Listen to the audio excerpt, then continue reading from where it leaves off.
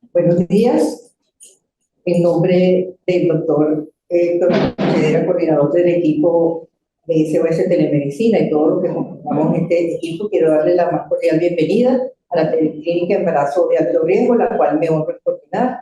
Mi nombre es Judith Toro Merlo, soy profesora de Clínica Obstétrica de Medicina en la Universidad Central de Venezuela.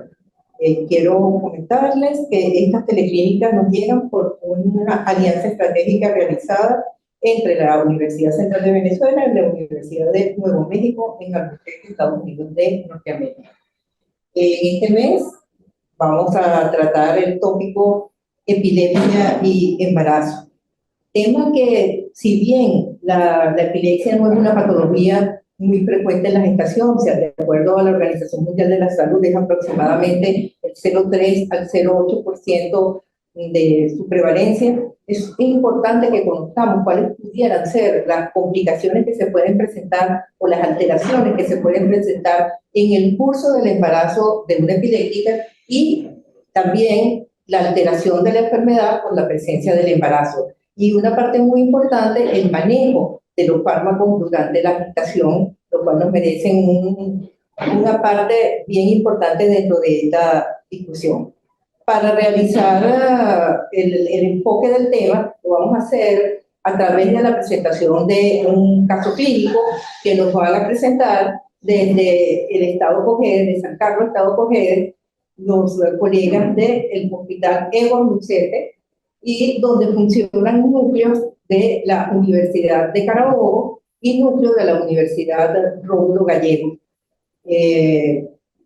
Ellos van a presentar el caso y de acuerdo a ello, pues, contamos con la presencia de dos especialistas que van a hacer la discusión y los aportes al manejo de la patología, como son la doctora Cristina López de Ayala, médico internista, especialista en patología del embarazo, patología médica del embarazo, es profesora de clínica médica y terapéutica de la Facultad de Medicina de la Universidad Central de Venezuela, Hospital Universitario de Caracas, y además la doctora López de Ayala es la coordinadora de la sección de patología médica del embarazo de la Sociedad Venezolana de Medicina Interna.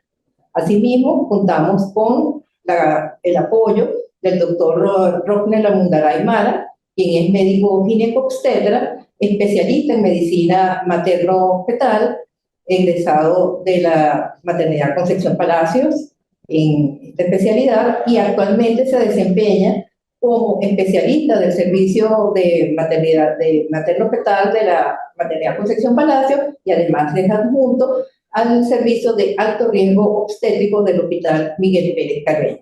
Entonces, con este panel vamos a hacer la discusión del tema y le damos entonces la palabra a los colegas del Estado Cojedes, que está el doctor José Gregorio Hernández Oropesa, quien es profesor de la Universidad de Carabobo, y la presentación del caso va a estar a cargo de la bachiller Diana Casadiego, estudiante del 5º año de medicina de la Universidad de Carabobo. Adelante, colegas de San Carlos. Buen día. En primer lugar, quiero dar las gracias al Departamento de SOS Telemedicina por la invitación, además de saludarlos, también a la doctora Judith Toro, coordinadora de la Clínica de Alto Riesgo Obstétrico, y al panel de especialistas, por la invitación el día de hoy a compartir con ustedes este caso clínico.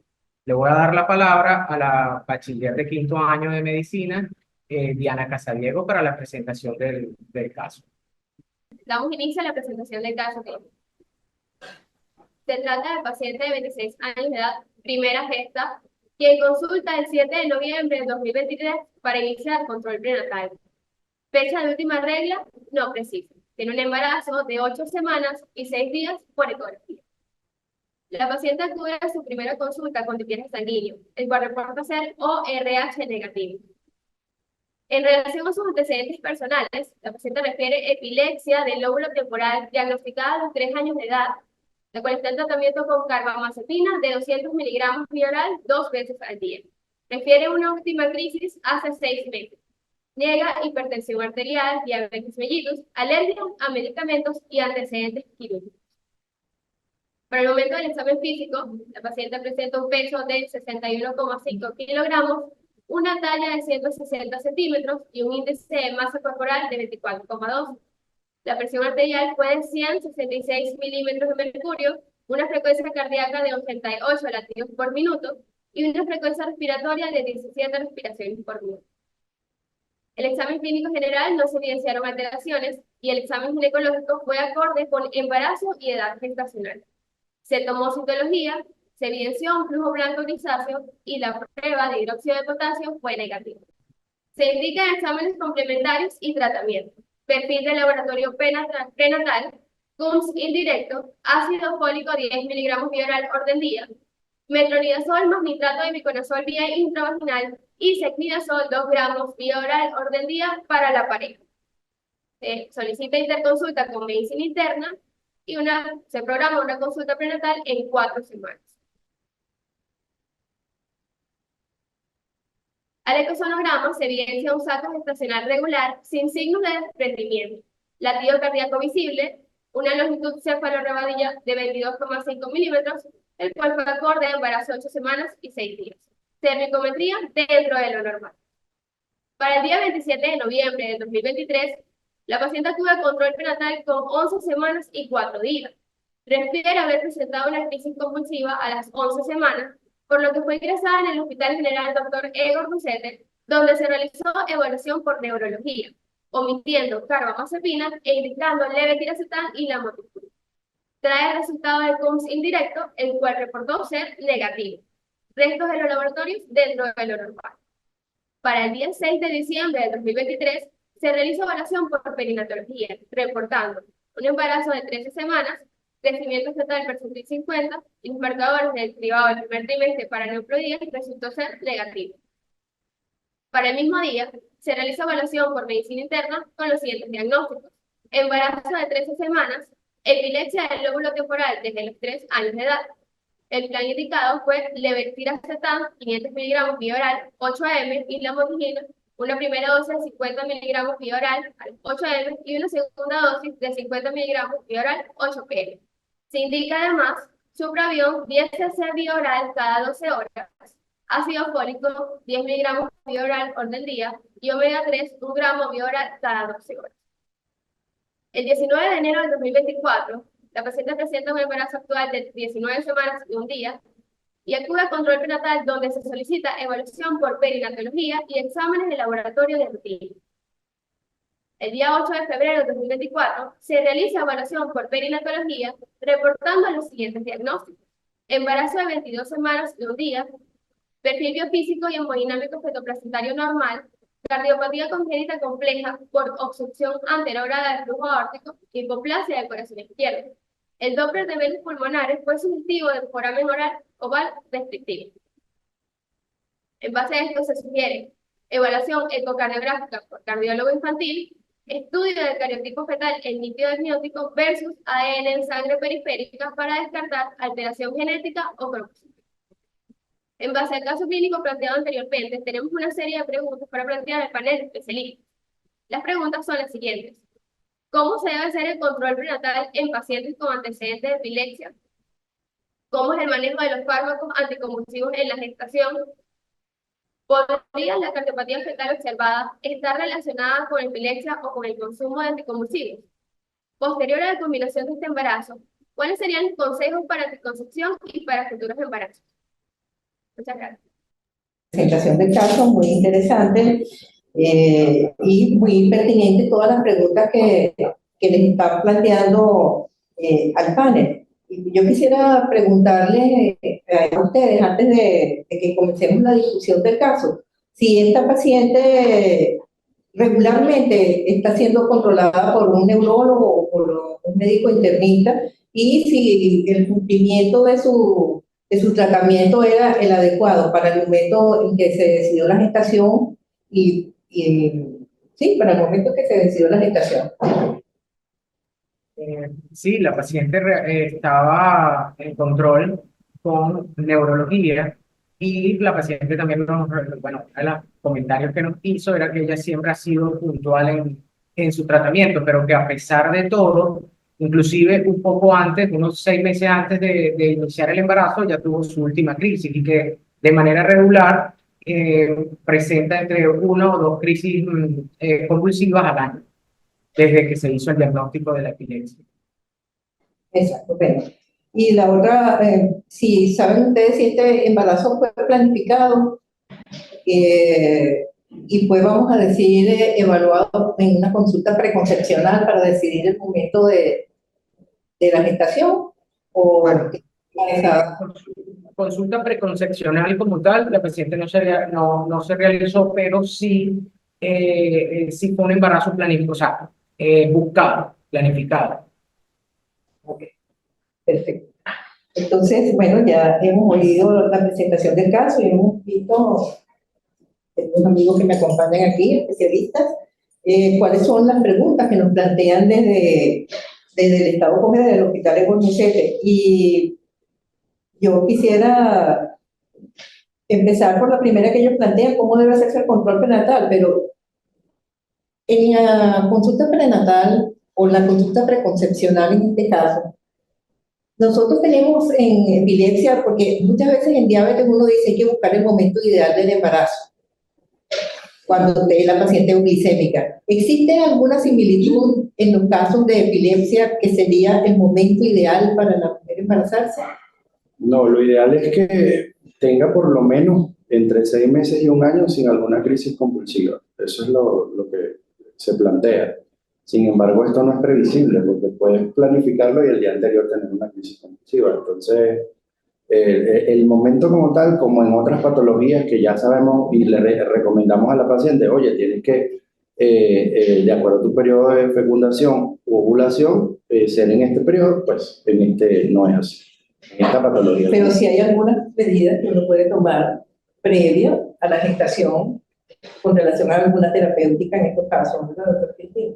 Sí, como no, yo quería hacerles otra preguntita con respecto a la historia, si me permite. Sí, claro. Es muy importante los hábitos de sueño.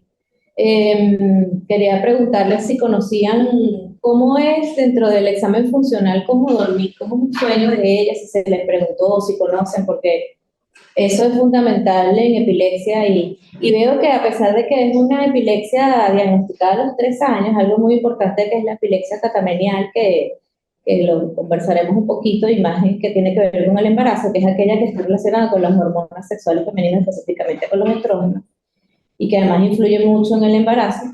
Y el sueño bueno, en epilepsia en general y más en mujer, que es nuestro caso, pues tiene mucha influencia. Entonces sabrán cómo era el sueño de ella, los hábitos, lograba dormir, saben si tenía un sueño reparador, si dormía durante la noche bien o no se conoce.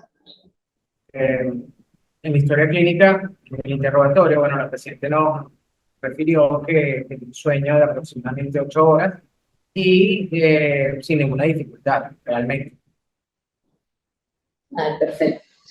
Sí, bueno, porque eso es súper importante. Y bueno, para responder lo que estamos comentando aquí, pues sí, me llama la atención que primero el hecho de que tenga 2 crisis como hábito, o sea, como patrón, digamos, habitual de la epilepsia, 2 al año, no lo consideramos como una epilepsia totalmente controlada. Sabemos que a veces no es fácil en el patrón de crisis lograr el control, pero no es la meta que uno espera lograr, ¿no? Claro, a veces no es fácil, como les digo, hay pacientes que tienen muchísimas crisis y quizás quizás ella tenía más, y entiendo que es un diagnóstico de los 3 años, ¿no? Pero habría que ver cómo venía ella en su patrón de enfermedad y cómo está comportándose ella, ¿no? Pero quizás tendríamos que preguntar si hubo un ajuste previo de fármacos, porque hay que buscar el fármaco ideal, como bien decía el doctor, 6 meses, incluso un año antes del embarazo, planificar y ajustar el fármaco y sobre todo la posología ideal antes del embarazo. Quizás hubo un poquito de falta de ajuste terapéutico y también de horas, porque hay que ver a qué horas son las crisis habitualmente, cuál es el fármaco, si hay un apego real, si está cumpliendo el tratamiento adecuadamente, y entonces para ver si se puede haber hecho un ajuste previo a planificar el embarazo. Claro, porque me llama la atención que es una mujer que es epiléptica desde los 3 años, entonces me imagino que tiene su control regular con su neurólogo, con internista, el pediatra, etcétera, y le debe haber dado algún consejo, sobre todo cuando entra en la edad fértil.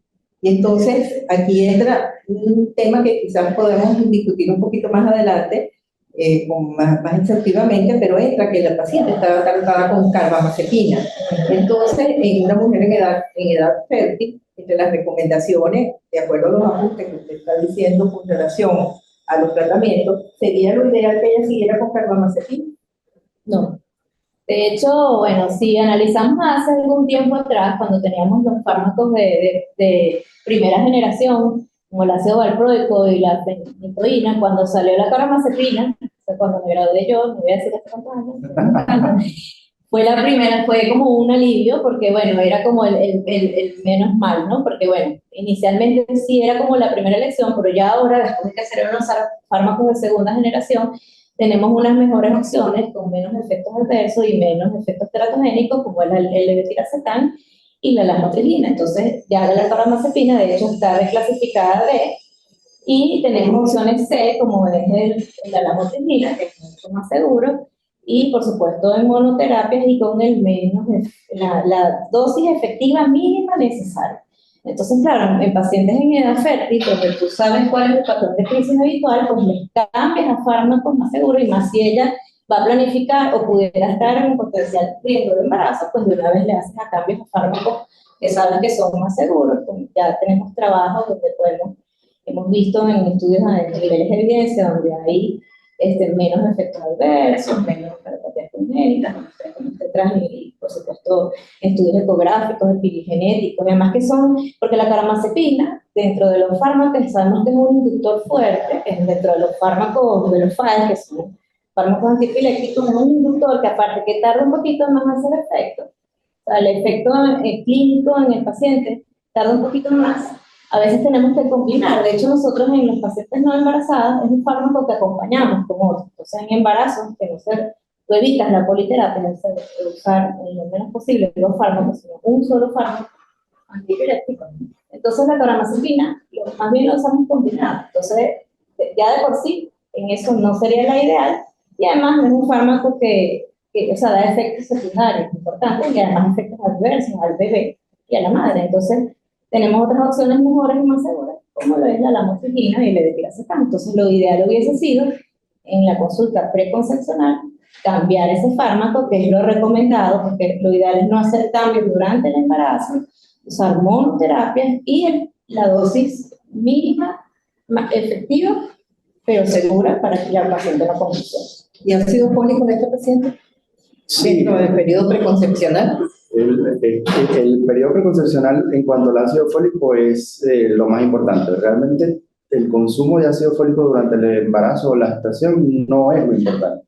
Esto nos va a ayudar muchísimo más con la prevención de la anemia que con alguna prevención del defecto del tumor.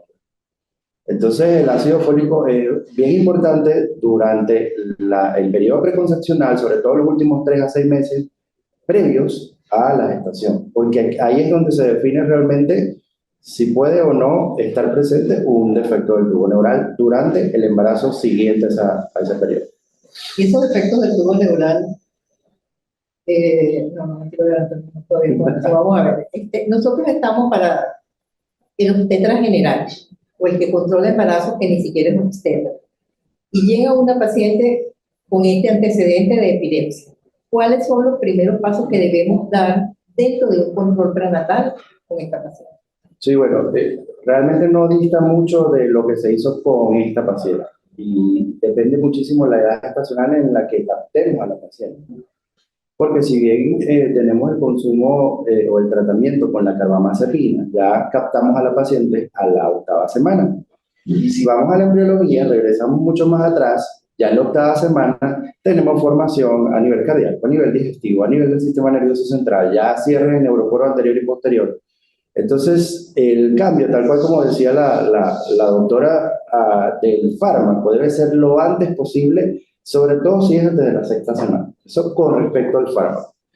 Y la elección en este momento es el levetiracetam como monoterapia y hay que evitar usar dos fármacos antiepilépticos.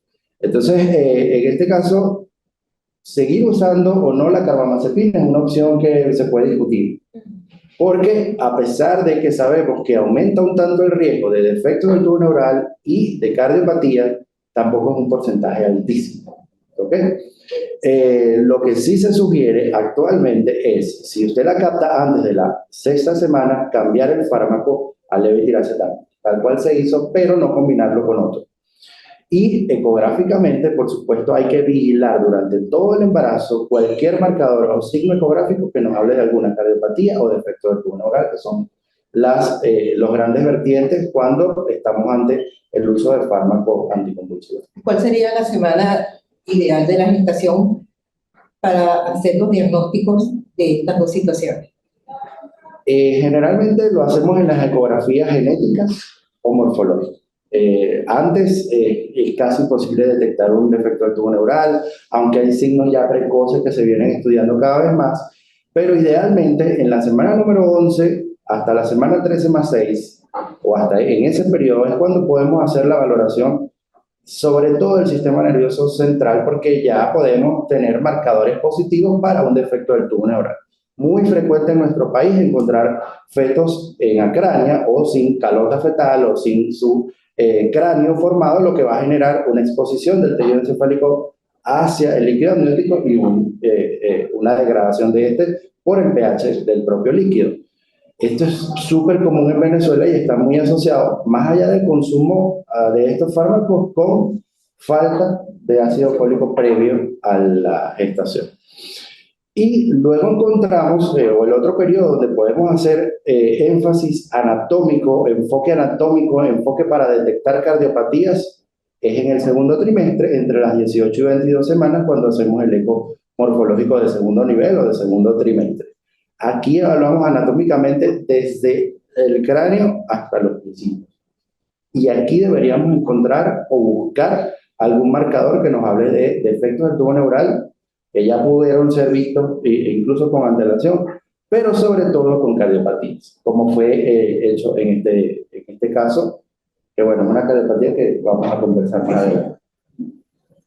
Bueno, y con relación a integrar un equipo multidisciplinario, el obstetra, ¿quién debería hacer las interconsultas? Las interconsultas, por supuesto, va de la mano con medicina interna, neurología y, por supuesto, perinatología, que es el que nos va a hablar de la salud fetal, porque el feto es un paciente también. Desde el punto de vista materno, como siempre lo digo a todos mis pacientes, si el feto, a pesar de estar bien, mamá no está bien, va a ser afectado el feto de alguna u otra forma, porque mamá es la incubadora. Entonces, en ese caso, la evaluación materna y la estabilización materna es fundamental para que el feto se desarrolle, crezca y nazca de la mejor manera. Ya me hicieron la interconsulta entonces con medicina interna y recibimos a esta paciente. Titular o hacer determinaciones de los niveles de los anticonvulsivantes, se estima en la embarazada también, de qué manera se puede alterar la farmacodinámica y farmacocinética del fármaco por la presencia de la placenta y de las hormonas. Sí, bueno, recordemos que los fármacos antiepilépticos están unidos a proteínas libres, entonces, bueno, en el embarazo sabemos que la vida media se disminuye un poco, también la filtración está un poquito afectada, entonces lo ideal es medir la fracción libre del fármaco, los niveles. Aquí tenemos algunos laboratorios privados que lo hacen, cada vez es más difícil. Lo ideal sería hacerlo antes del embarazo, tener el fármaco y hacer la medición por trimestre, sería lo ideal. Lamentablemente, bueno, sabemos que nuestra realidad no es sencillo. Hay otros fármacos que están la oxcarbazepina, el levetiracetam, como decimos, es más fácil, se pueden medir esos niveles, la lamotrigina también, pero bueno, lamentablemente a veces no lo tenemos a la mano, a veces el seguimiento clínico es lo único que nos queda, pero ese es el método ideal y en otras latitudes así se hace, ¿no? Y es muy importante, bueno, yo a pesar de que como decíamos al principio, afortunadamente no es una patología frecuente, pero bueno, yo lo veo un poco más frecuente quizás porque como ya tengo pacientes epilépticas que se embarazan, entonces bueno, ya hay un sesgo de observacional, pero la paciente es muy ansiosa una vez que te llega y tengo hasta compañeros neurólogos que les quedan embarazadas, hermano, porque no les gusta, porque como decíamos, el trabajo multidisciplinario también depende mucho de que no le gusta y dice, no, mejor te lo mando a ti, porque a pesar de que soy neurólogo, está embarazada y porque a veces hay ansiedad y hay miedo, el embarazo da un poquito de miedo, ¿no?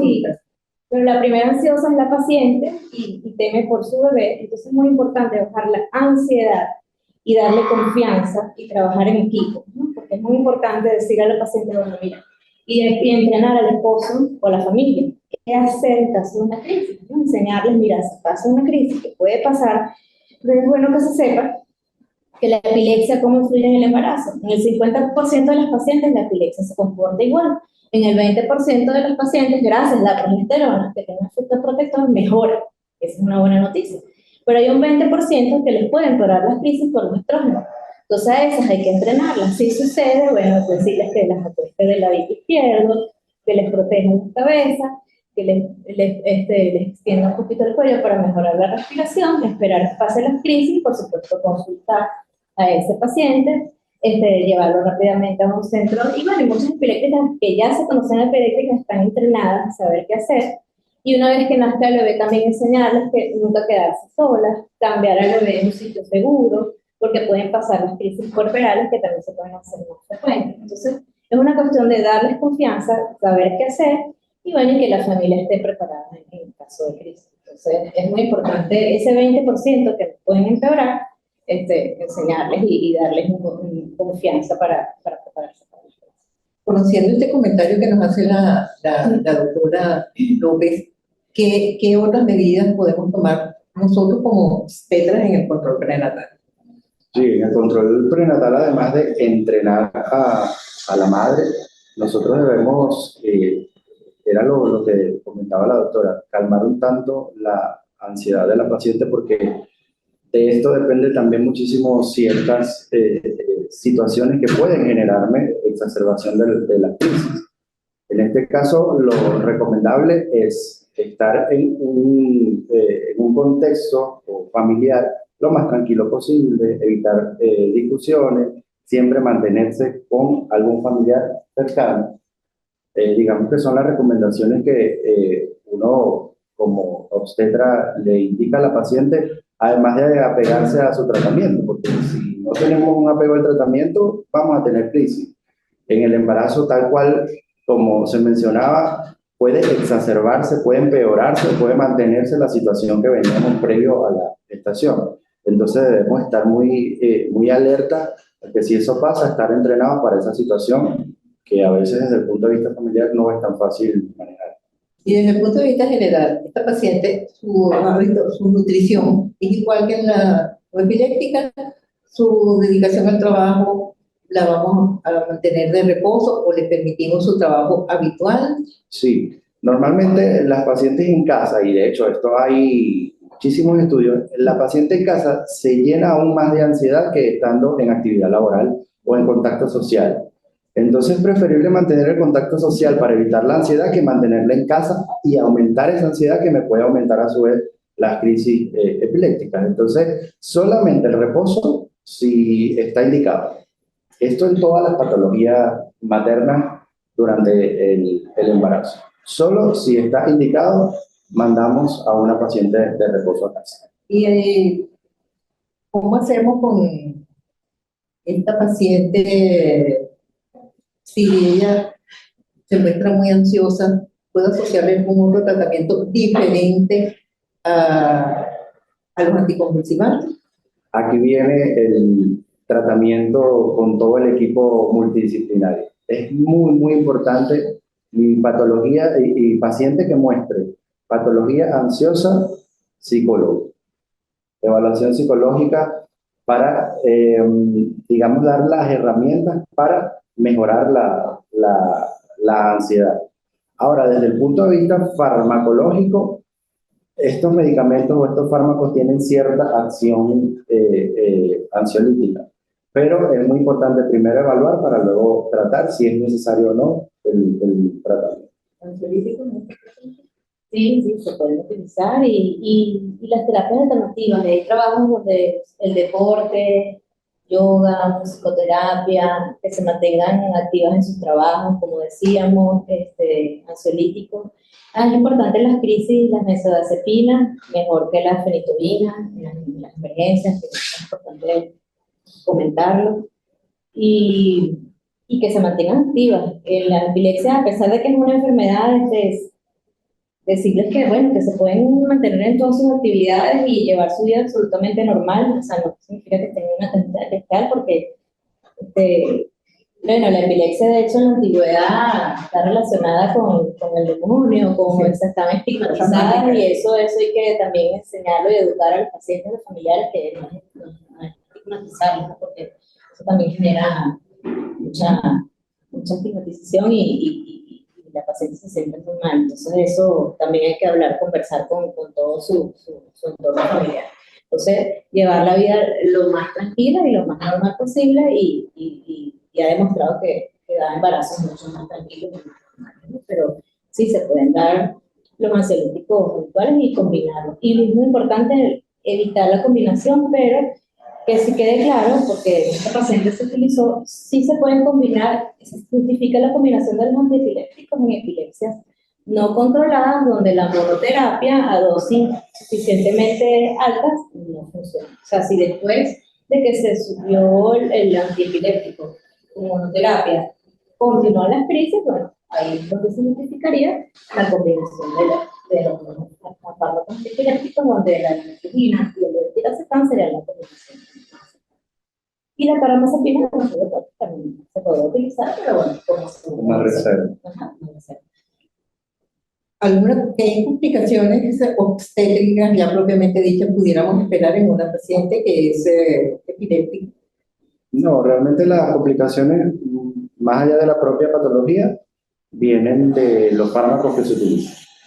Y además de estar asociados con todos estos defectos a nivel cardíaco, a nivel del sistema nervioso central, hay cierto enlace del consumo de estos fármacos con crecimiento fetal restringido, preeclampsia, quizás la fisiopatología de la preeclampsia tiene algo que ver desde el punto de vista con el tema inmunológico que puede estar asociado también a ciertas epilepsias. Entonces, grandes complicaciones gracias a la patología epiléptica, no, solamente el efecto secundario que nos puede generar el uso de estos fármacos.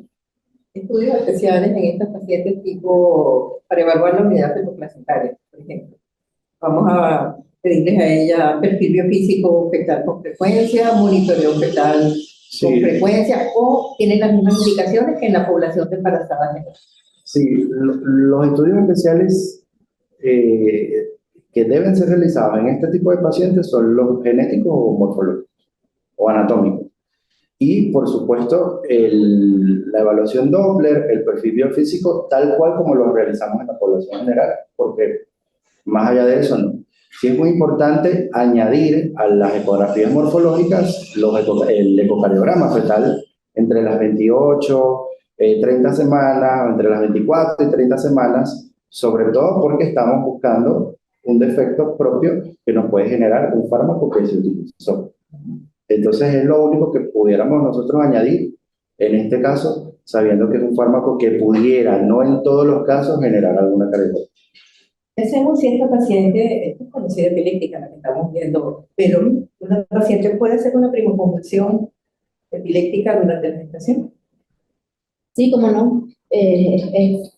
Bueno, digamos, frecuente dentro de lo poco frecuente de la patología y es lo que les comentaba al principio de las epilepsias catameniales, o sea, que pueden debutar en la adolescencia, cuando es la menarquia, relacionadas con el estrógeno, o también en el embarazo, precisamente cuando es un aumento de las hormonas relacionadas con el embarazo, y eso es culpa del estrógeno. La progesterona, como les decía al principio, protege, pero el estrógeno más bien puede ser un factor de riesgo, ¿no? Mujeres y también asociada con la migraña, que es la conocida migralepsia, por eso es importante también en el interrogatorio preguntarles si hay antecedentes de cefaleas y tomamos ese patrón de la cefalea y si ha habido migraña con aura. El aura puede ser un factor de riesgo para una crisis de epilepsia antorchida. Entonces, algunas mujeres pueden debutar con el embarazo. Sobre todo es más frecuente en el primer trimestre. Entonces, bueno, pueden ser crisis simples, es decir, que no hagan alteración del nivel de conciencia, entonces a veces pueden pasar desapercibidas, esa crisis que sean simples, motoras simples, o pueden ser con trastornos sensoriales, sensitivos, que pueden pasar desapercibidos. Entonces, bueno, algún síntoma neurológico asociado a dolor de cabeza, algún escotoma centellante nuevo que aparezca, algún síntoma, algún trastorno visual, o alguna cosa que llame la atención durante el embarazo neurológica diferente, sobre todo en el primer trimestre, ¿no? Que esté debutando, pues es importante consultar y hacer un examen neurológico exhaustivo porque puede estar asociada a una epilepsia con una crisis simple. Entonces, bueno, estas crisis pues también pueden ser frecuentes y deben ser tratadas para evitar alguna complicación. Para nosotros es sumamente importante, claro, la doctora nos dice que en el primer trimestre, pero para nosotros es sumamente importante porque nosotros tenemos como un dogma en obstetricia, convulsión en la embarazada, eclampsia, hasta que no se demuestre lo contrario. ¿Cómo vamos a hacer el diagnóstico diferencial entre una eclampsia y una crisis epiléptica, una crisis que esté debutando durante el embarazo?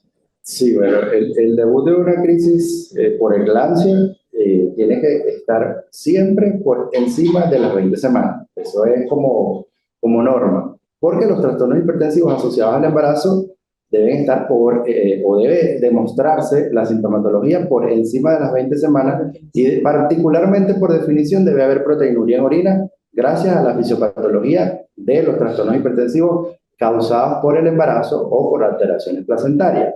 Si a esto se le asocia convulsiones, estamos hablando de una eclampsia sin ninguna duda. Ahora, si esto ocurre antes de las 20 semanas, no asociado a tensiones arteriales elevadas, incluso con monitoreo durante varios días, incluso semanas, esto pudiéramos encasillarlo en epilepsia sin cerrar los ojos a tener una presentación atípica de una eclampsia, porque existen entidades que si bien no las vemos tan frecuentes pueden ocurrir. Entonces nunca podemos cerrar y ponernos un velo y nada más encasillar en definiciones porque hay presentaciones atípicas de todas las patologías que estamos conversando. Lo que sí es cierto es que si tenemos movimientos tónico-clónicos en una gestante que ya está en tercer trimestre, siempre vamos a pensar en eclampsia antes que cualquier cosa. Después lo descartaremos, pero lo que hay que pensar es en una eclampsia. La paciente llega convulsionando a la emergencia obstétrica y nosotros no sabemos nada de ella. La vamos a abordar con benzodiazepina, la vamos a abordar con sulfato de magnesio. ¿Qué pensamos, qué hacemos en el momento inicial? Y si es una epilepsia, ese sulfato de magnesio pudiera tener algún efecto sobre esa convulsión.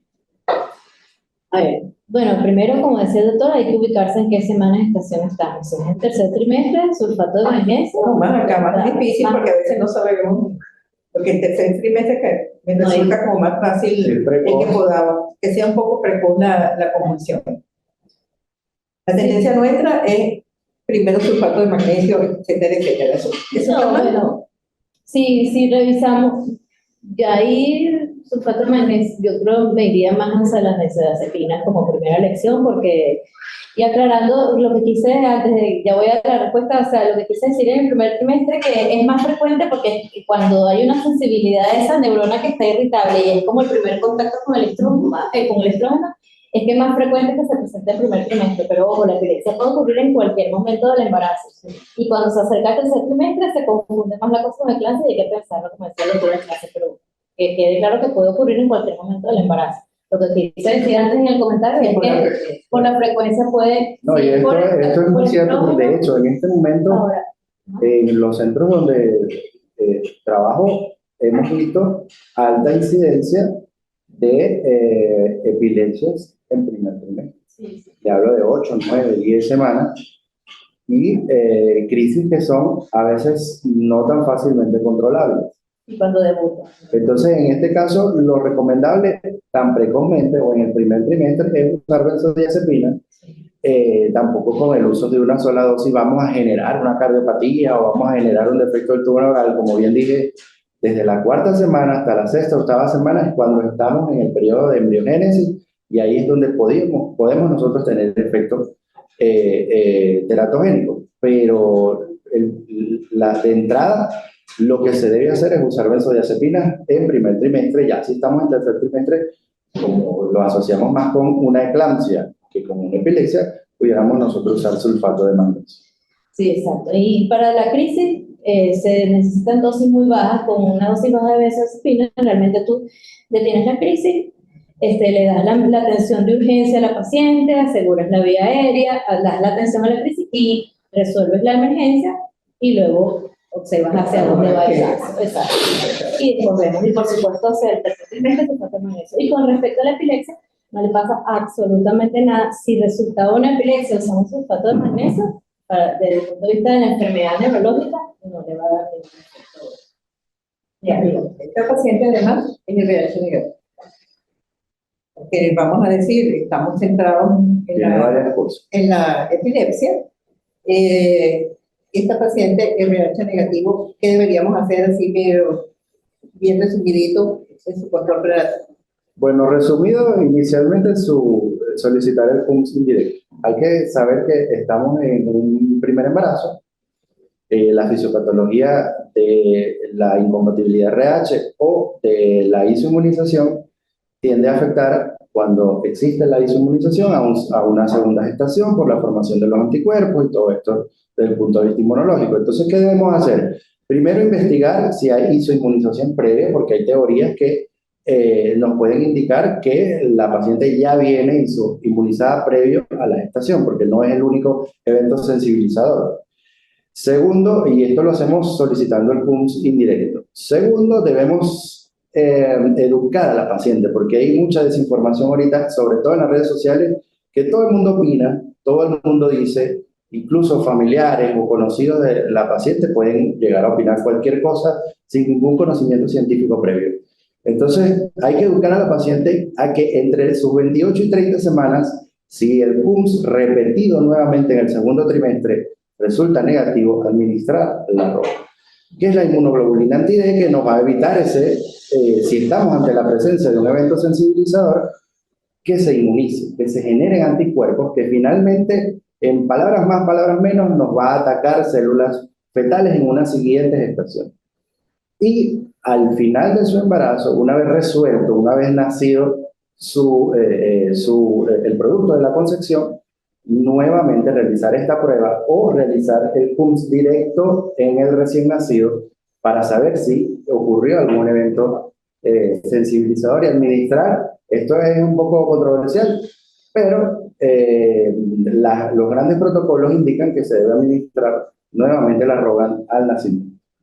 Ya en un siguiente embarazo, el obstetra del primero debe educar a la paciente a qué hacer, a qué se debe atener y cuáles son los riesgos de una isoinmunización que se previno en este embarazo.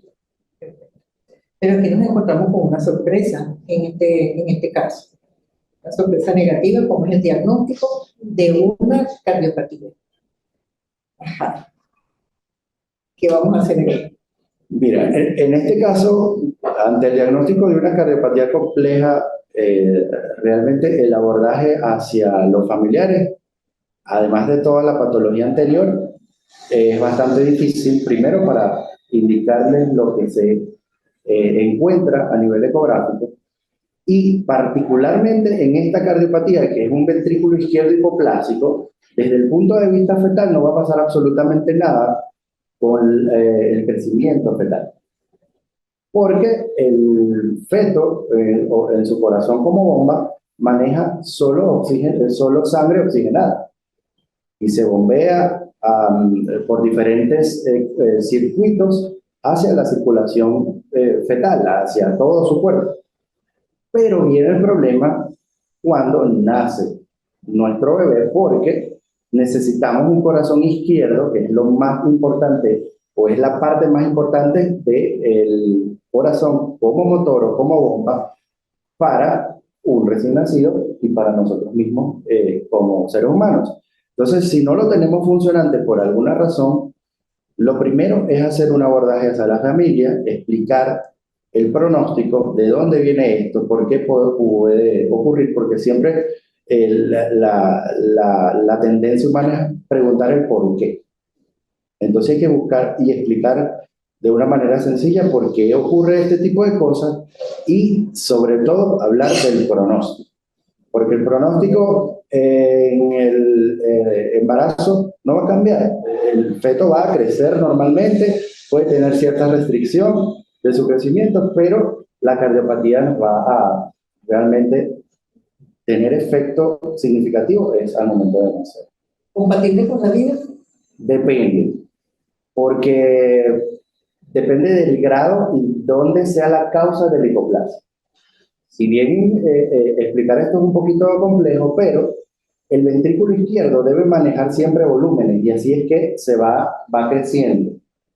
Si hay alguna causa que provoque que el volumen no esté llegando de la manera correcta a esta cámara, esto es lo que va a ocasionar que sea compatible o no con la vida. Por ejemplo, si nosotros tenemos una arteria aorta que es pequeña, está trésica o estenótica, no hay manera de que ese flujo vaya a ser distribuido a través de todo el cuerpo fetal. Si tenemos una válvula mitral, que es la válvula entre la aurícula y el ventrículo izquierdo, que no funciona, tampoco vamos a tener flujo hacia el ventrículo izquierdo. O si tenemos un arco aórtico que tiene alguna estenosis o hay derivaciones, entonces, dependiendo de la causa, es que vamos a decir es compatible o no. En la mayoría de los casos, si no se corrige quirúrgicamente, no es compatible con él. Es mortal. De hecho, en los años 80, 90, mortal. Se decía que no era compatible con la vida si no había corrección. ¿Qué es lo importante en este caso? Tenemos un shunt a nivel fetal que se llama conductos arteriosos. Es una comunicación entre la aorta y la arteria pulmonar. Esto hace que se comparta flujo de la arteria pulmonar, o sea, de las cámaras derechas, hacia la aorta o el resto de la aorta. Si esto se mantiene permeable ya en el neonato va a estar normal hasta que eso se cierre. Y ahí es cuando viene, porque es una patología cianótica compleja, si esto se cierra, que ocurre normalmente a las 72 horas, el bebecito termina falleciendo por hipoxia. Porque es súper complejo. Pudiéramos pensar nosotros que esta cardiopatía se produce por el antipirético. Se justifica, no juegue, se justifica que a este paciente se le haga una amniocentesis, en este caso pensando en que pueda estar asociado a otro tipo de síndrome que genere esta cardiopatía, o decimos la carbamazepina está implicada aquí, que de hecho es una de las que están más implicadas en la cardiopatía como complicación. ¿Qué pensamos? A ver, lo pudiéramos asociar sin tener la verdad en la mano. Para darle una explicación a los padres, siempre nosotros como médicos debemos, en la peor situación, dar tranquilidad. Por supuesto que debemos buscar, ante una anomalía mayor como es una cardiopatía fetal, si existe alguna patología desde el punto de vista cromosómico o genético, que me condicione la presencia de una cardiopatía. Desde el 50% hasta el 98% de las patologías cromosómicas cursan con una cardiopatía. Eso debemos tenerlo en la cabeza. Entonces, ante este hallazgo, buscamos una patología cromosómica para orientar también genéticamente a los padres y que ellos tengan en cuenta su pronóstico. Realmente de esta patología el pronóstico es muy malo. Yo les sugeriría enviarla a un centro de cuarto o quinto nivel donde se evalúe ecocardiografía, que lo tenemos acá en Caracas. De hecho, en el plan sí observé que enviaron a la evaluación ecocardiográfica fetal de esta paciente, sobre todo para confirmar el diagnóstico, porque recordemos que lo que vemos a través de la ecografía son imágenes. Interpretamos la imagen que estamos viendo. Entonces, mientras más especialistas en el área que lo vean, mucho mejor, porque así podemos hablar mucho más del pronóstico, mucho más de lo que se puede o no se puede hacer. Y bueno, con esto darle información a los padres que es lo que se quiere. Bueno, entiendo que ella fue referida al cardiológico de Montalbán para hacer una evaluación allí y también va a ser vista en el Hospital Universitario de Caracas, donde están planteando hacer una amniocentesis o la recuperación de células fetales en sangre materna, que consideramos que es sumamente costoso Sí, para realizar en este momento, ¿no? Bueno, cuando uno está a los muchachos de quinto año, medicina basada en la evidencia y hacemos análisis de los estudios, sonaría tentador echarle la culpa a la carbamazepina, ¿no? En una paciente epiléptica que tomó carbamazepina y hizo la cardiopatía, sería muy fácil pues, hacer una línea y ese es el primer culpable, pero realmente cuando hacen un estudio son probabilísticos, ¿no? Y realmente si tú ves el análisis, bueno, es cercano al 5%, 4,93, 94, si la memoria no me falla. Y bueno, y cuando tú haces estudios profundos y al mandarnos un caso, pues uno revisa todas las estadísticas y tú dices, bueno, vamos a revisar todas las cardiopatías. O sea, hay el número de cardiopatías sí, que toman carbamazepina y los que toman otros fármacos y ahora vamos a estudiar las carbamazepinas por separado. O sea, sería tentador, pero bueno, es una cuestión probabilística. Pues no tenemos el culpable, pero bueno, si robaron una casa y hay un ladrón con la llave en la mano, oye, sería muy fácil decir, bueno, pero realmente, o sea, podría haber una asociación, pero tampoco podemos con la evidencia, es medicina basada en la evidencia, pero tampoco podemos, o sea, esta señora, si no tomara carbamazepina, hubiese hecho la misma cardiopatía. Claro, O sea, tenemos que ser importante. responsables y es muy importante, y tenemos estudiantes aquí en Sala y en la Universidad de Carabobo, o sea, tampoco en medicina las cosas son tan directas y es importante que se entienda porque nosotros tenemos que hacer medicina basada en la evidencia y tampoco nos puede quedar, o sea, evidentemente hay que pensarlo y eso tampoco podemos decir responsablemente, mira, no, pero tampoco podemos sí. O sea, que sepan que aunque hay una asociación real y los estudios lo dicen, pero tampoco es tan alta porque que quede claro eso, porque bien, es cierto que se sabe que la carbamazepina tiene una asociación de un 4%, pero también tenemos que pensar que si ella no hubiese tomado la carbamazepina, no hubiese tenido la misma cardiopatía, pero evidentemente tampoco nos podemos poner las manos a los ojos, no, pero que justificamos que se hagan los estudios, la amniocentesis y se hagan yo todos creo que hay que hacer estudios genéticos. porque probablemente ese embarazo siga su curso. Y bueno, y saber para un próximo embarazo, bueno, probablemente uno que no tome carbamazepina para el próximo embarazo, sino otro fármaco. La recurrencia.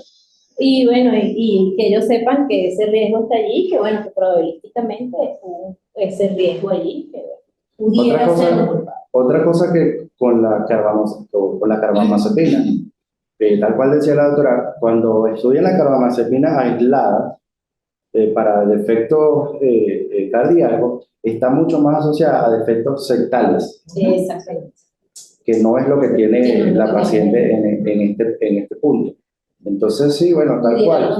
Debemos tener en cuenta porcentajes que puede estar asociado al uso de la carbamazepina, las cardiopatías, pero que son patologías cardíacas fetales que pueden también encontrarse en pacientes que no toman carbamazepina. Y entonces, el porcentaje sí, también. Y el porcentaje es parecido. Exacto. Entonces, bueno, pero por supuesto tal cual. Si tenemos epilepsia, carbamazepina y cardiopatía congénita, también es de pensar, ¿estará en ese 4 o 5% o será algo aislado que tiene otra cosa que ver, como por ejemplo la patología cromosómica, y es por eso que se debe realizar esa investigación? Para ir cerrando un poco ya el caso, esta paciente tiene su hijo y le vamos a indicar anticoncepción hormonal y antiepiléptica. Sí, normalmente caballito de batalla, siempre lo decimos en todas las teleclínicas, dispositivos intrauterinos tipo T de cobre, no hormonales inicialmente es la primera elección. Con respecto a los anticonceptivos y los antiepilépticos, tiene mucho que ver durante sobre todo el puerperio, los cambios que van de vuelta atrás y podemos tener ciertos factores que pueden disminuir o alterar la farmacocinética y farmacodinámica del fármaco anticonceptivo. Entonces, inicialmente, un anticonceptivo no hormonal sería la primera elección y posteriormente estudiar muy bien con qué fármaco y con qué anticonceptivo, si es combinado, si es solo progestágeno, que idealmente debe ser, porque cuando elevamos los niveles de estrógeno, tal cual hemos hablado, tenemos altos índices de hacer convulsiones o crisis epilépticas. Entonces, en este caso hay que evaluar muy bien, inicialmente, por supuesto, un dispositivo tipo T de cobre es lo ideal, y posteriormente sí evaluar muy bien qué es lo que se quiere hacer, si idealmente debemos escoger un anticonceptivo combinado o uno solo con progestágenos, que es lo ideal. Sí, y bueno, recordar en el puerperio el sueño, que es importante en lactancia, utilizar en lactancia los mismos anticonceptivos, antiepilépticos que venimos conversando. Recordar que la mujer duerme muy poco, la higiene del sueño es muy importante porque puede aumentar las crisis. Recordar la depresión puerperal, entonces esto también puede empeorar el asunto, por lo tanto pueden requerirse un poquito de aumento y ajustes de aumentos en el puerperio, y recordar la compatibilidad de estos fármacos con la lactancia, ¿no? También el pediatra aquí es muy importante vigilar el crecimiento del bebé. Por supuesto, la característica cambia aquí, pero me estoy refiriendo en el caso de bebé sano, ¿no? Sí. La motrigina, la levetiracetam.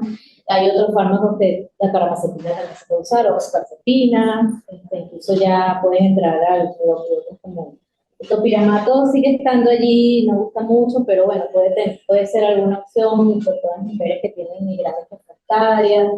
Pueden ser opciones, aunque siempre se evita porque tienen unos efectos adversos en el bebé. En la madre puede causar glaucoma agudo. Entonces, bueno, tienen ciertos efectos adversos, pero que sepan que también cada vez más está ganando terreno. Y la parte nutricional es muy importante.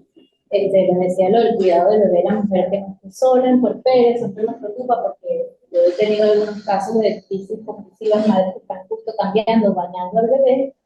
Incluso tuve un terrible caso de una muerte de un neonato que se le ahogó a la madre, justo convulsionó, estaba bañando al bebé, se le ahogó. Entonces es muy importante el autocuidado.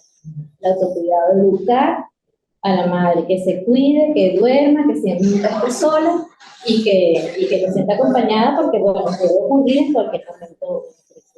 Las conclusiones, o sea, puntuales de evidencia y embarazo, ¿cuáles serían a manera de cierre?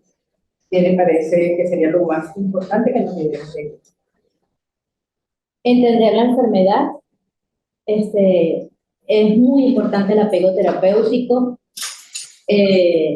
entenderla, llevarla con tranquilidad, pero saber que si cumplimos el tratamiento, hacemos las cosas bien, tomamos las medidas a tiempo, las cosas pueden llevar a un feliz término, podemos controlar nuestras crisis adecuadamente y las cosas generalmente tienen un feliz término. Si cumplimos, trabajamos nosotros como especialistas en equipo, sobre todo haciendo las recomendaciones que, por supuesto, el especialista principal, que es el obstetra con el embarazo, y nosotros los especialistas que trabajamos en equipo con ustedes, pues nos acompañamos en este proceso, y mientras menos crisis, pues mejor el resultado. Por supuesto, decirle a las pacientes que consulten, hagan sus exámenes a tiempo, y bueno, todo va a salir con un feliz.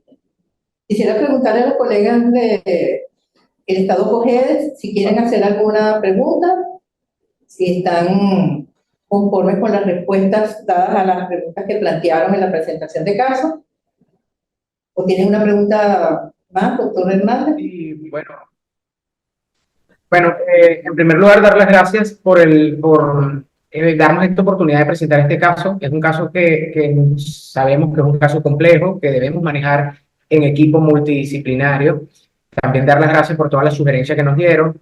Quiero hacer un comentario. La paciente sí, ya se hizo la amniocentesis. El día de ayer nos comunicamos con ella, está en Caracas, se le hicieron en el hospital universitario y también ya el diagnóstico fue confirmado, se le realizó la ecocardiografía también en la semana, el día miércoles. Le ponemos también al tanto de la evolución de la paciente. Al tener el resultado de la amniocentesis también nos vamos a comunicar, me comunicaré y les haré llegar el resultado y la evolución del embarazo. Vamos a seguir las recomendaciones que nos dieron el día de hoy. Sí, nos interesaría muchísimo conocer la evolución del caso para que también, más allá de haberlo presentado, pues que también nos deje una enseñanza con relación a cómo evolucionó y qué pasó cuando tengamos ya recién nacido, cuál sería su evolución posterior. Gracias por la presentación y vamos a pasar a la didáctica. Pero quise decirle a la doctora Cristina que nos hiciera un resumen de las recomendaciones más importantes, porque la didáctica no la vamos a dedicar precisamente a epilepsia y embarazo, sino que en el marco de la celebración del Día Mundial de las Cardiopatías Congénitas, que fue el miércoles 14 de febrero, vamos a dedicarlo a ver las cardiopatías congénitas y específicamente al corazón izquierdo hipoplásico que puede representar para el feto y para su vida futura. Entonces, le damos la palabra al doctor Rosnel Amundaray para que nos haga un recuento de lo que significa un corazón izquierdo hipoplásico y su hallazgo durante un embarazo. Ok, muy bien. Bueno, vamos a revisar lo más sencillo posible esta entidad, que realmente es un poco compleja, pero bueno, vamos a ver algunas cifras, algunos porcentajes que debemos saber y cómo hacer el diagnóstico de cardiopatías congénitas, por lo menos en el primer nivel de la obstetricia o donde realizamos el control prenatal. ¿Vale? Comenzamos con la definición de esta entidad. El corazón izquierdo hipoplásico es definida como una forma severa de una cardiopatía congénita y consiste en una variedad de grados de un ventrículo izquierdo que es pequeño y está asociado a una atresia aórtica, hipoplasia o atresia mitral o un atrio izquierdo pequeño. Esto definido por la doctora Droz en su libro Ecocardiografía fetal, donde se evalúa desde el punto de vista prenatal este tipo de cardiopatías. Con respecto a la embriología, el desarrollo de las cámaras cardíacas, como bien mencionamos, va a depender del flujo que transcurra a través de ella, por lo que cualquier disminución de la perfusión o ese flujo sanguíneo a través de ella va a dar lugar a que esa cámara se quede pequeña y no se desarrolle como habitualmente debería ser. Y además de eso, da lugar a cámaras atrésicas, a las válvulas aórtica o mitral que también pueden ser disfuncionales. Con respecto a la embriología, como ya les dije, hay otras teorías que también se refieren a la mala alineación del tabique interauricular hacia la izquierda y por lo tanto no está correctamente dividido la cruz cordis, como lo vemos ecográficamente, o también está asociado a la fusión de las almohadillas endocárdicas que no permite la buena función de la válvula mitral. La tasa de ocurrencia es más o menos del 7 al 9% de todos los defectos estructurales a nivel cardíaco, corresponden más o menos al 13% de las cardiopatías congénitas diagnosticadas prenatalmente y es un poco más frecuente en el sexo masculino que en el sexo femenino, sin tener una proporción importante.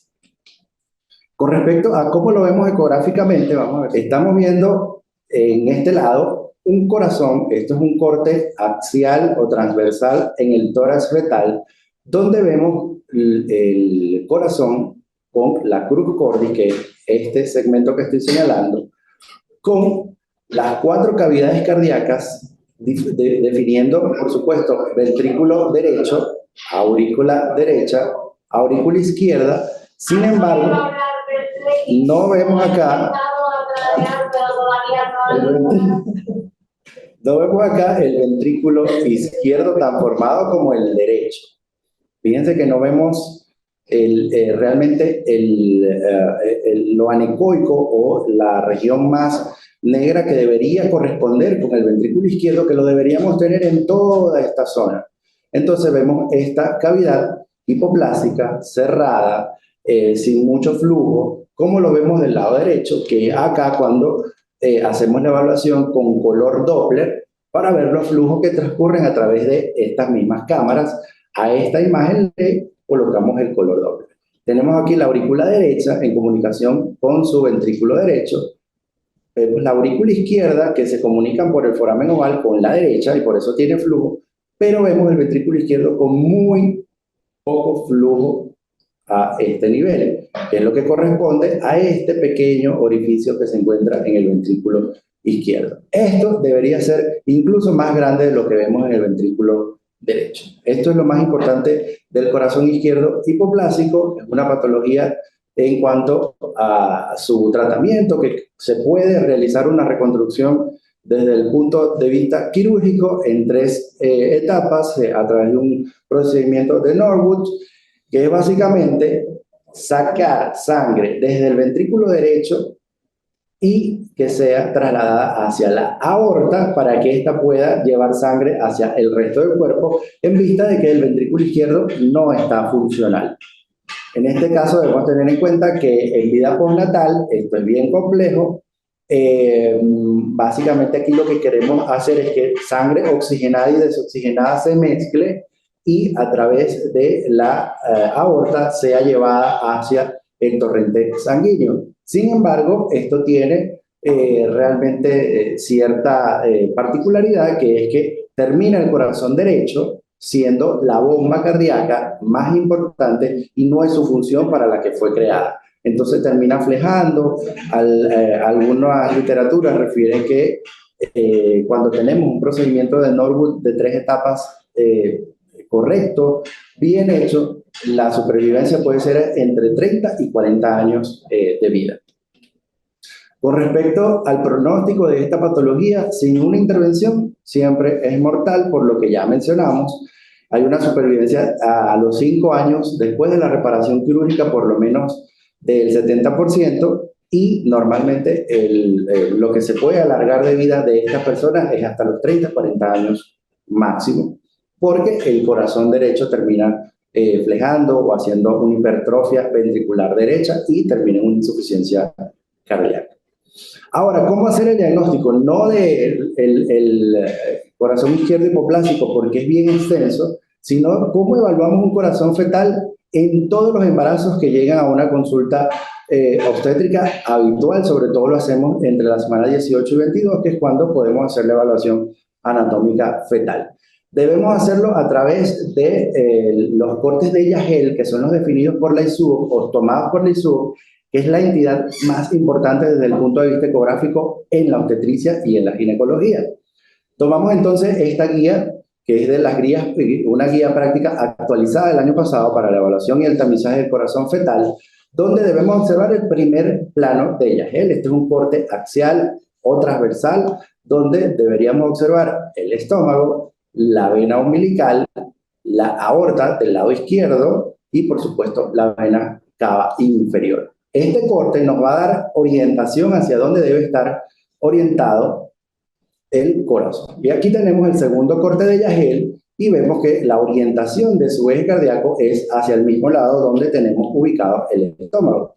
Entonces tenemos lo que denominamos situs solitus, aunque no siempre, cuando ambas cosas están hacia el mismo lugar, corresponde el lado correcto. Puede estar ambos orientados hacia el lado derecho, siendo una patología que requiere mayor evaluación o un siguiente nivel de evaluación. Lo siguiente que debemos entonces ver es el corazón en 4 cavidades. Fíjense cómo vemos el ventrículo derecho y cómo deberíamos ver el ventrículo izquierdo, que en el corazón que veíamos cuando explicábamos el corazón izquierdo hipoplásico lo veíamos bien pequeño. Y fíjense que es incluso más grande que el ventrículo derecho. Aquí tenemos las aurículas y esta es la imagen que corresponde al corazón en 4 cámaras. Seguimos entonces y lo siguiente a evaluar son los tractos de salida desde cada cámara. Y aquí tenemos el tracto de salida del ventrículo izquierdo, siendo o denominado la aorta. Este puntico que vemos acá brillante corresponde a la válvula aórtica y vamos a ver un movimiento en vaivén que es la apertura y el cierre de esta válvula. Lo siguiente que debemos ver es el lado derecho o cómo existe la salida desde el lado derecho del tracto. Y aquí vemos la arteria pulmonar y su válvula, que es, aquí vemos el diagrama y aquí vemos el dibujo. Vemos el ventrículo derecho, que es esto por acá, y todo el tracto. La arteria pulmonar se va a dividir en dos, porque una va al pulmón derecho y otra al izquierdo. Entonces vemos esta división. Y vamos a ver otros dos punticos que corresponden a la arteria aorta y a la vena cava superior. Esto es muy importante. Solamente con este corte y con este corte, que es el 4 cámaras, más o menos el 60% de las cardiopatías están descartadas. Entonces el obstetra debe entrenarse para evaluar este corte axial en 4 cámaras y el corte en 3 vasos, y ahí tiene una seguridad más o menos del 60% de que una cardiopatía compleja no va a estar presente. Tenemos este corte también, que es el corte de 3 vasos, y aquí vemos es la arteria pulmonar, la aorta y la vena cava superior. Por supuesto, son cortes que requieren entrenamiento, pero no es un entrenamiento mayor, porque son cortes a nivel ecográfico, que es subir y bajar a nivel del tórax fetal, y vamos a ir viendo todas estas estructuras importantes. Y bueno, aquí terminamos. Muchas gracias por la invitación nuevamente a la doctora y a todo el equipo. Sin embargo, le voy a dar 2 minutos la palabra a la doctora Cristina. Y bueno, muchas gracias por la didáctica, doctor. Y bueno, pues para concluir entonces, 2 palabritas en epilepsia. Recordar entonces en toda paciente epiléptica que debemos sugerirle que debe planificar su embarazo, debe hacer consulta preconcepcional. Lo ideal es que no tenga crisis los últimos 6 o incluso 12 meses antes del embarazo, es lo ideal.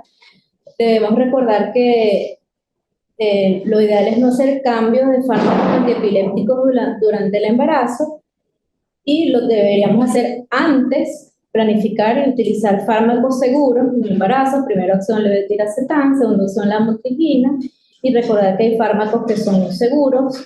Lo ideal es hacer los niveles séricos. Tenemos algunas opciones, pero si no, pues debemos utilizar fármacos y hacer ajustes de las dosis, generalmente el 65% de la dosis calculado por biodisponibilidad. Es lo clásico por el aumento de la depuración de nuestras pacientes embarazadas, pero bueno, más o menos uno hace de manera práctica, duplicamos la dosis clásica que tenía antes del embarazo, más o menos ajustándolo para el embarazo. Esa es más o menos una forma práctica de nosotros calcular la dosis que debemos dar en el embarazo de estos fármacos. Entonces, no hacer cambios y utilizar monoterapias a dosis mínimas pero efectivas para evitar crisis. Dar recomendaciones, fomentar el autocuidado, enseñar higiene del sueño, disminuir a lo máximo la ansiedad, dar recomendaciones, dar confianza, pero sin dar ansiedad a nuestros pacientes. Enseñarles que, a pesar de que es una enfermedad de fácil control, pues hablarle con claridad, pero darle seguridad a nuestros pacientes. Enseñarles que son 2 pacientes, pero que nosotros podemos llevar con tranquilidad y con confianza para dar un feliz término a nuestro embarazo. Es importante también, como todo embarazo, el ácido fólico, pero el Colegio Americano de Obstetras ha recomendado que debemos dar un suplemento un poco más elevado de ácido fólico, como ya se discutió, para el tubo neural, pero que se sabe también que con el uso de fármacos antiepilépticos mejoramos la absorción de estos fármacos antiepilépticos cuando administramos por encima de 4 miligramos de ácido fólico, es decir, como bien se hizo en el caso, incluso dosis por encima, ya que sabemos que en nuestra realidad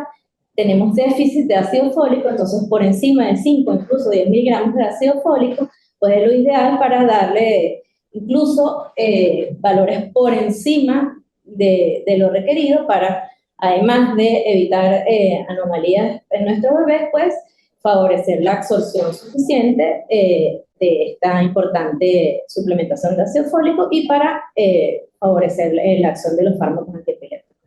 pues evitar la politerapia, en lo posible dar monoterapia, a menos de que las crisis no sean lo suficientemente controladas, es que se justifica utilizar más de un fármaco antiepiléptico.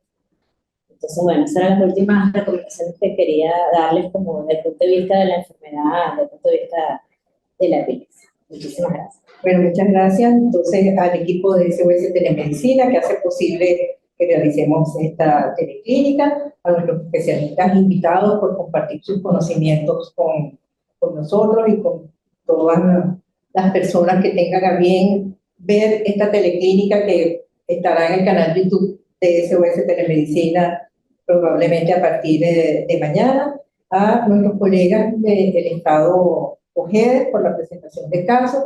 Nos es sumamente placentero el compartir con otras universidades como la Universidad de Carabobo, la Universidad Rómulo Gallego, y destacar la presencia de nuestros estudiantes en estas teleclínicas que son a la final quienes van a proyectar estos conocimientos y son los que se enfrentan día a día en el diagnóstico y en la medicina primaria, haciendo las referencias a que haya lugar. Los esperamos el tercer viernes del mes de marzo para nuestra próxima teleclínica. Muchas gracias a todos.